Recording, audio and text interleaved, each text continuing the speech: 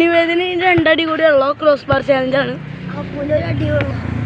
ഒരടി കൂടി ഉള്ളക്ക് നമുക്ക് ആരെ ജയിക്കാൻ നോക്കാം.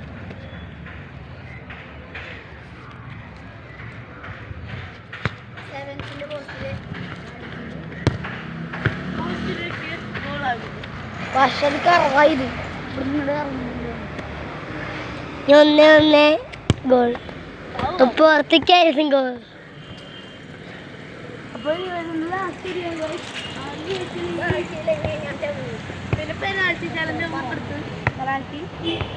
പെനാൽറ്റി ചലഞ്ച് അങ്ങനെ പറയണേ.